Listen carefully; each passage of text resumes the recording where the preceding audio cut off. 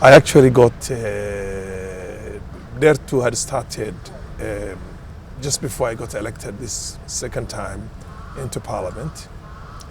We had a lot of work to do together. And I must say, there's been a lot of improvement in the lives of the people in Dare to as a result of the presence of the Millennium Village program in Dare to. It has addressed a number of issues.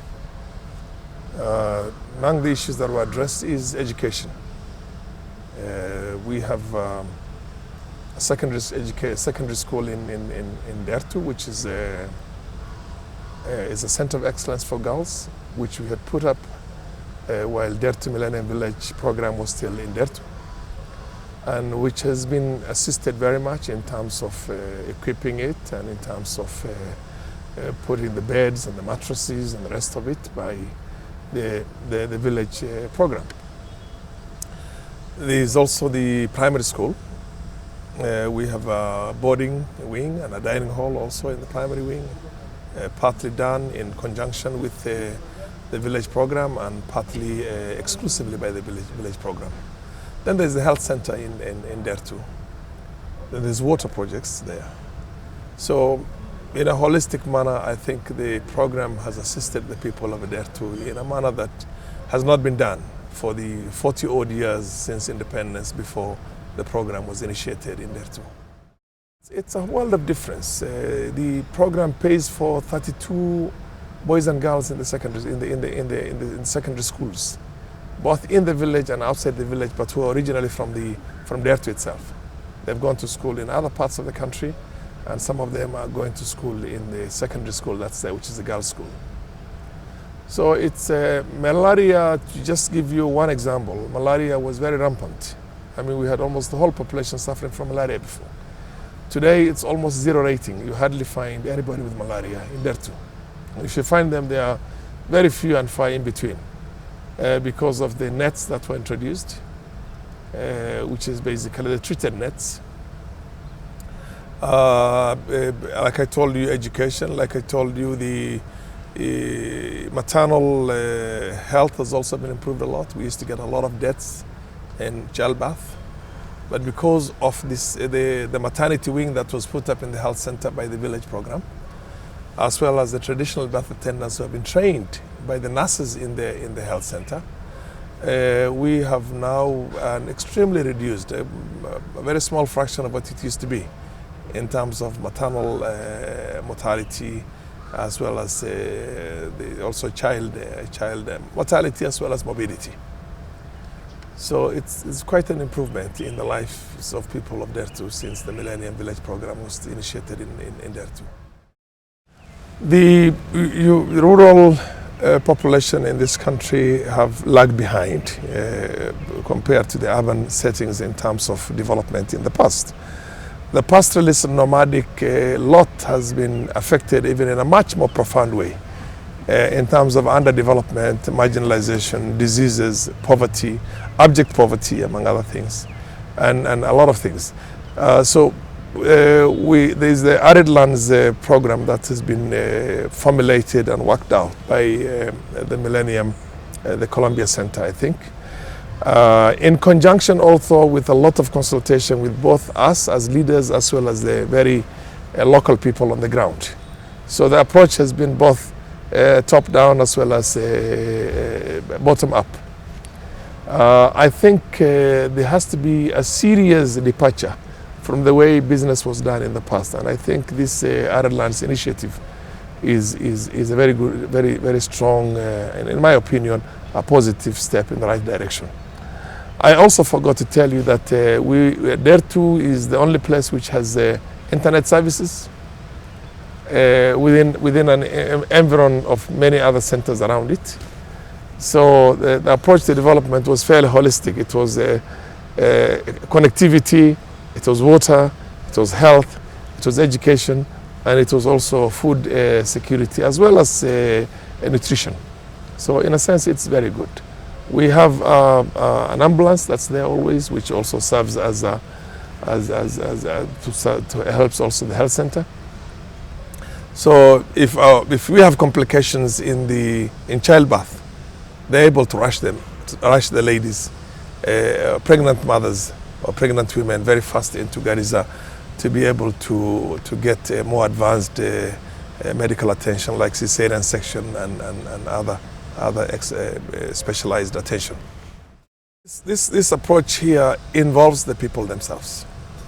Approaches in terms of development in third world countries in the past have been one that essentially is designed, formulated and implemented by armchair development experts either in New York or in Nairobi or in London or in other parts of the urban settings.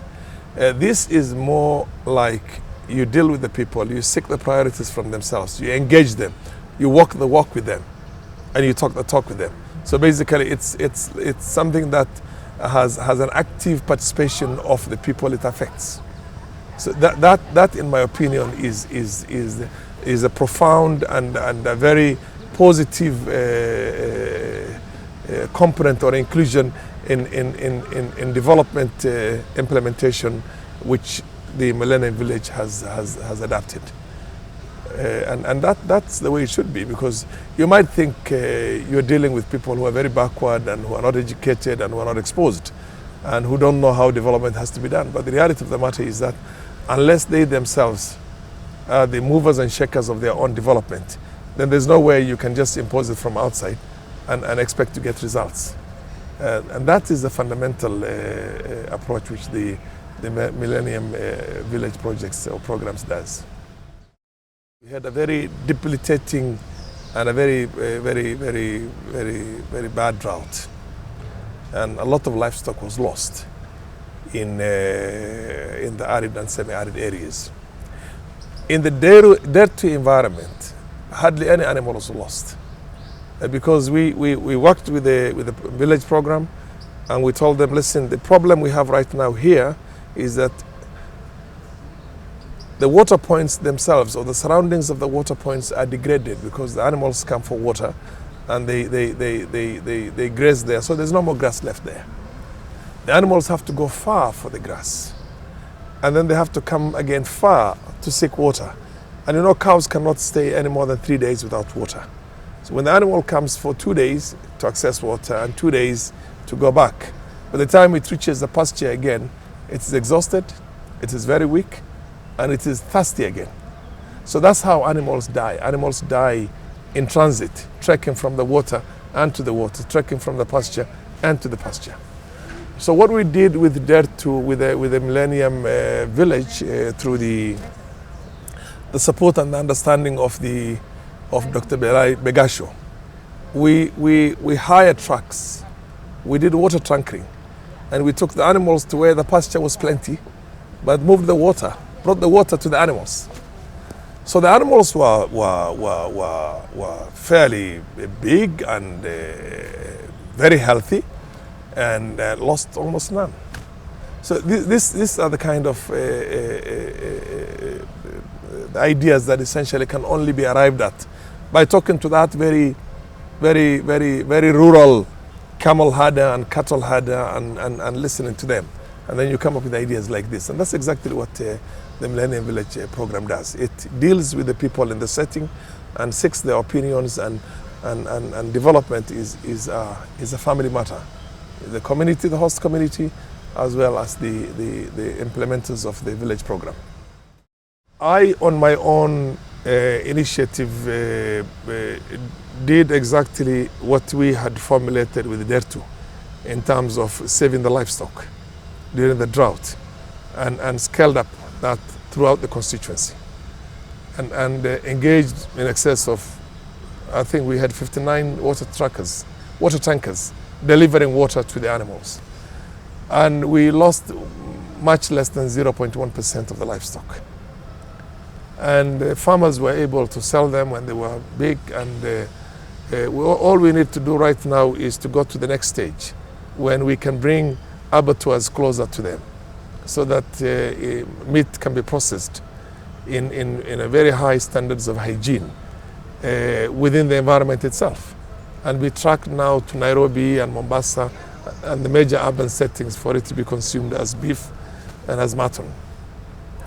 I don't think any other development agency has undertaken. The problem we have, the challenges we have with the Millennium Village programs like Dare to Now, is that the funding is very limited. The funding is very small. And then the scope also, or rather the coverage area, is also equally very small. So our prayer was that, one, the funding would be increased, and two, it will be upscaled to cover other villages also within the environment. And we have already worked out a plan on that basis with Dr. Belay Begasho. I don't know what has happened so far, but I'm hoping that also is critically given an attention, so that this development, which has been natives, measurable development, sizable and appreciable development, which has been noticed there too, can be now scaled to other villages within the environment. In health, the impact is profound. In education, the impact is profound. In water, the impact is profound. And I mean, those are areas that where you see. Well, food security, I am looking at a situation in which energy is another area that we had very closely looked at with the Millennium Village program, and we were hoping that that was also going to take off in an appreciable manner. It has not taken off that well yet. I don't know where the problems are, but I'm hoping, I want to imagine that you haven't got the funding yet. But this has got to be done all together. If you can light the small center there, in addition to the secondary school and the primary school and the health center that's there, the water points that are there, the internet connectivity which is there also, and one is able to access it through the primary school and the secondary school, because the MVP program has taken computers to the schools. And you know, child going through primary school is able to communicate with another child anywhere in the world. These are the kind of things. You are able to access the prices of livestock in all the markets without leaving your center. So there is also the mobile phone connectivity which is there, which Ericsson, through the support of Ericsson, and I think the global Ericsson boss was there in there too.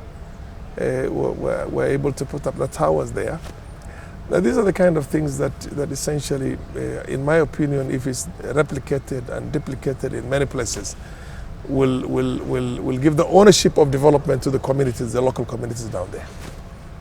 The disconnect between Nairobi and the other towns and the people who are supposed to benefit from donor aid and development scientists' efforts and the rest of them is what basically, in my opinion, puts a lot of resources to waste. What has been the kind of funding that DARE2 has been getting? DARE2 has been getting what, $300,000 a year, which is very small. I know of many organizations who will throw that kind of money into one small project and basically has very little impact or no impact. But this has been used frugally, very economically, but at the same time the impact is profound. The other thing that really fascinates me about the Millennium Village programs is that you have somebody of the stature of Sir Geoffrey Sachs sitting there with the herdsmen, the camel, the cattle herdsmen, and the village elders there, and the village women and girls and boys from the schools in DARE2, and talking to them about their dreams. So that in my opinion is what the approach that has to be. That child in DARE2 has to dream to be as successful as a child in New York. And the only way you can do it is in the manner that the programs approach development now.